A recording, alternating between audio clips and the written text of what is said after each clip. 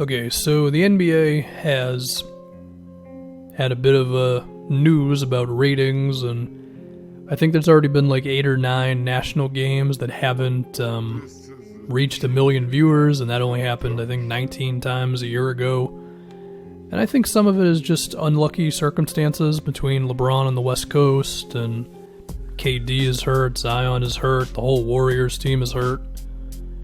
And there might also be something to say about, while everybody might hate the idea of a super team, it may draw viewers. And of course, we don't really have a super team. There's more of a balance in the NBA this season. So that's potentially something. But I do think there are some areas where the NBA can do a better job of drawing in a younger audience, an audience that is cutting the cord, as they would say. And I mean, a lot of people use streams to watch NBA nowadays, whether it's, people get them from wherever they get them. That's the best way to put it. But, people are choosing to do that over using League Pass or whatever. Because League Pass, I just don't think it's totally in line with what people expect nowadays. Because nowadays we're expecting a streaming service that will cost, I don't know, maybe at the most $10 to $15 a month.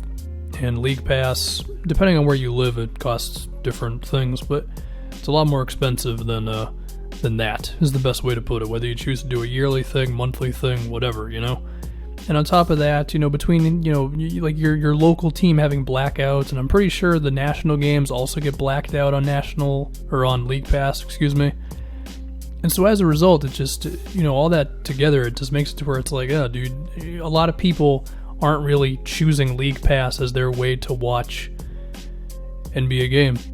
I think NBA TV has also been a little bit of a flop. I mean, that one, they have games, so it does still kind of matter for the NBA's ratings.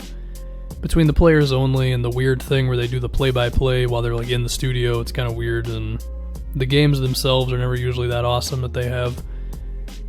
But I don't think that's the entire thing with the NBA. I feel like also it is kind of a weird conversation, the psychology of the modern NBA fan, the idea of, do we care about the entire regular season, or are we more interested in the soap opera of it all, the rumors and that stuff, and player movement and Kyrie Irving Instagram posts and all that. I feel like while that stuff is very entertaining, it is potentially taking away from just sitting down and watching basketball games. But that being said, because the season is so long, you don't really need to watch every single night of basketball in order to get the whole gist of what's going on, I mean, I did a Trae Young video a couple hours ago, and you don't need to watch every Hawks game to know how good Trae Young has been, right? You watch highlights, you just see his production on Twitter, and there will be a video of like damn near every point he scores in the game on Twitter within like an hour after he does it, not even like a half hour or something, And all that's great, and it's definitely just the modern way of consuming games, but you can kind of see how that's not great for the NBA in terms of ratings. So how do you solve all this?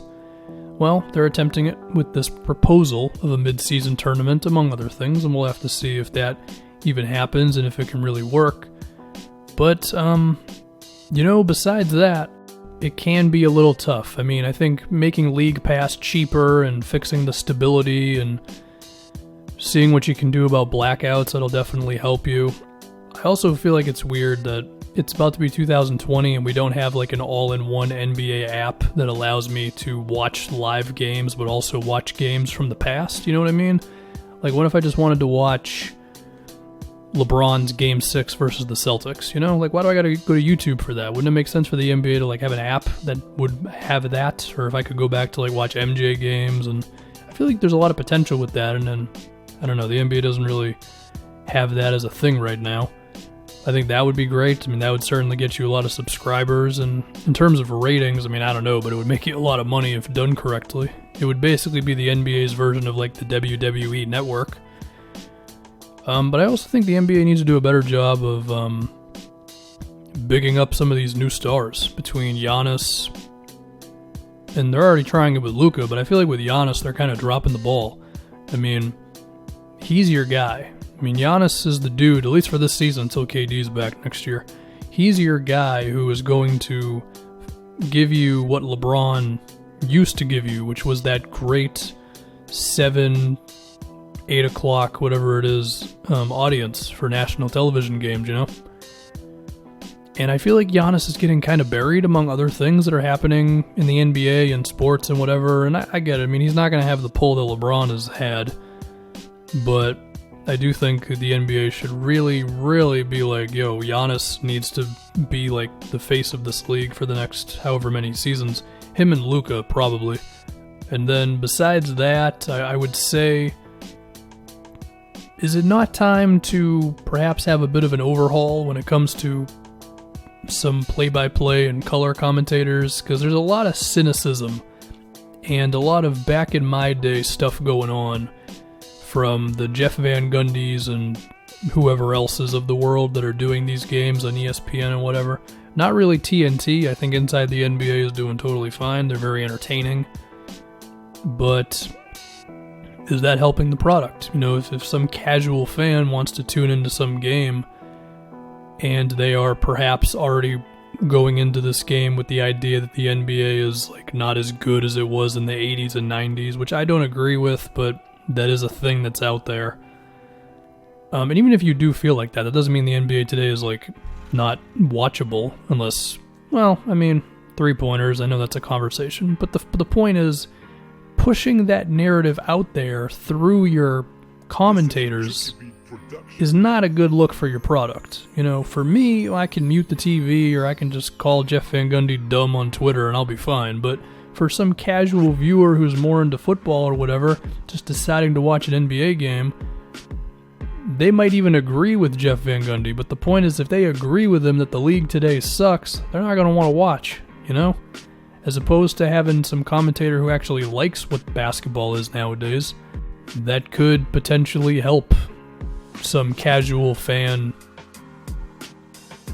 I don't know, care a little bit more or whatever. So, yeah, I think the NBA, some of it's bad luck, injuries, LeBron, West Coast, but I think the NBA could definitely do some things better between improving League Pass, improving NBA TV, bigging up Giannis specifically, kinda. I mean, you could try with like Embiid and stuff too, but I feel like Giannis is kind of the guy, you know what I mean, in the East, because you need that new like LeBron basically for the sake of TV and stuff. And then besides that, I mean, you know, they're going to try it with this tournament, and perhaps it could work, perhaps it will not work, I don't know. And yeah, I mean, you're never going to be able to change the fact that the reason why football is so big, or one of the reasons why, is because it's only 16 games, you know, every game is a big deal. In the NBA, not every game is a big deal. I mean, you can appreciate everything that Luka Doncic does while only watching 5 games the guy plays all season. So it's an interesting thing. I feel like the NBA should also explore the idea of being able to change up national games ahead of time.